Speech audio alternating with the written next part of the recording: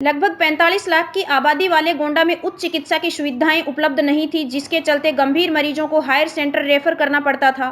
मगर अब कैंसर जैसी बीमारियों का भी इलाज यहां मुहैया हो रहा है। जल्द ही अन्य गंभीर बीमारियों के इलाज के लिए मरीजों को दूसरे बड़े शहरों के चक्कर नहीं लगाने पड़ेंगे। उत्तर प्रदेश के वाराणसी में फाइन आर्ट्स की छात्रा ने 2700 किलो से राम मंदिर की भव्य आकृति बना दी। ये आकृति देखने में बेहद भव्य लग रही है। छात्रा का कहना है कि इस आकृति को 26 घंटे में तैयार किया है। इसी के साथ उसका नाम वर्ल्ड ग्रेटेस्ट रिकॉर्ड में दर्ज हुआ है। अयोध्या में 11,000 से ज्यादा वीआईपी मेहमानों के स्वागत की तैयारी की जा रही है। 12 जनवरी से अयोध्या पहुंच रहे राम भक्तों को सनातन सेवा न्यास की तरफ से राम जन्मभूमि से जुड़ा स्मृति चिन्ह दिया जाएगा। प्रभु राम से जुड़ा यह स्मृति चिन्ह बेहद खास होगा। बिजनौर के नेहटौर में घर से लापता हुई 7 वर्ष की बच्ची की लाश एक नाले में मिली है। सूचना के बाद पुलिस मौके पर पहुंची और जांच शुरू की। दरअसल बच्ची के शव को डॉग स्क्वाड की मदद से खोजा जा सका। इस घटना के बाद परिजनों में कोहराम मच गया है। पुलिस घटना की तफ्तीश में जुट गई है। हमीरपुर जिले में बाइक सवार 3 युवकों को ट्रक ने रौंद दिया। इस हादसे में तीनों युवकों की मौत हो गई। वहीं औरैया में बीजेपी नेता की कार को कंटेनर ने टक्कर मार दी। इसमें बीजेपी नेता की दर्दनाक मौत हो गई। पाकिस्तान से अपने 4 बच्चों के साथ भारत आई सीमा हैदर इन दिनों सचिन मीणा के साथ यूट्यूब पर काम कर रही है। सीमा से जब पूछा गया कि यूट्यूब से कितनी कमाई हो रही है तो सीमा ने कहा कि बहुत ज्यादा अच्छी कमाई होने लगी है। सचिन को मैं नौकरी पर नहीं जाने दे रही। विश्व हिंदू परिषद की ओर से दावा किया गया है कि सपा प्रमुख को राम मंदिर प्राण प्रतिष्ठा समारोह में शामिल होने का निमंत्रण दिया गया, लेकिन अखिलेश ने निमंत्रण नहीं मिलने का दावा किया।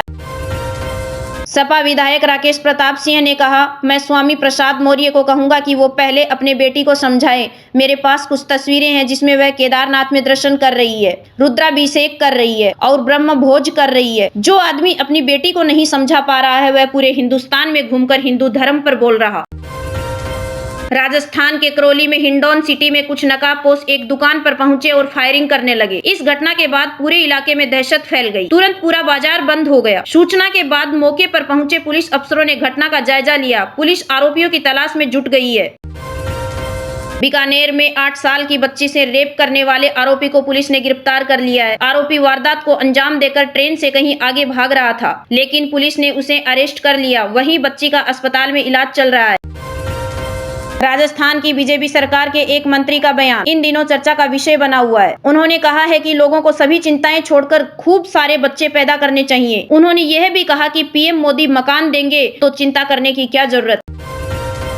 एमपी में लाडली बहना योजना की शुरुआत मार्च माह में हुई थी। जून के महीने से इस योजना की पात्र महिलाओं के खाते में हजार रुपए आने लगे थे। तत्कालीन मुख्यमंत्री शिवराज सिंह चौहान ने अक्टूबर से ये राशि बढ़ाकर 1250 रुपए कर दी थी। अब दावा किया गया है कि अगली बार हम इस राशि को 1500 रुपए करेंगे।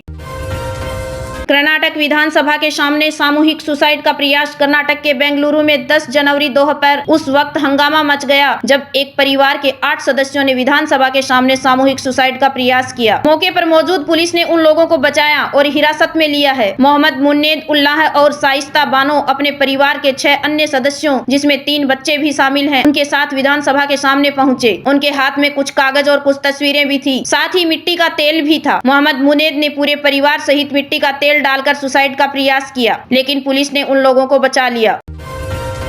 14 जनवरी से शुरू होगी कांग्रेस की भारत जोड़ो न्याय यात्रा। चेन्नई हैदराबाद चारमीनार एक्सप्रेस के 3 डिब्बे हैदराबाद डेक्कन रेलवे स्टेशन पर बुधवार दोपहर बेपटरी हो गए। हादसे में 5 लोगों के घायल होने की सूचना है। दुर्घटना सुबह करीब 9:15 बजे हुई। कांग्रेस ने अस्वीकार किया कि राम मंदिर प्राण प्रतिष्ठा का न्योता। अयोध्या नहीं जाएंगे सोनिया गांधी और मल्लिकार्जुन खड़गे। अयोध्या में 22 जनवरी को होने वाले राम मंदिर के प्राण प्रतिष्ठा कार्यक्रम में सोनिया गांधी और मल्लिकार्जुन खड़गे समेत कांग्रेस का कोई भी नेता नहीं जाएगा। इसको लेकर कांग्रेस जयराम रमेश ने बयान जारी किया है। उन्होंने राम मंदिर के कार्यक्रम को आरएसएस और बीजेपी का बताया है। साथ ही बीजेपी पर अधूरे मंदिर का उद्घाटन चुनावी एजेंडे के तहत करने का आरोप लगाया है।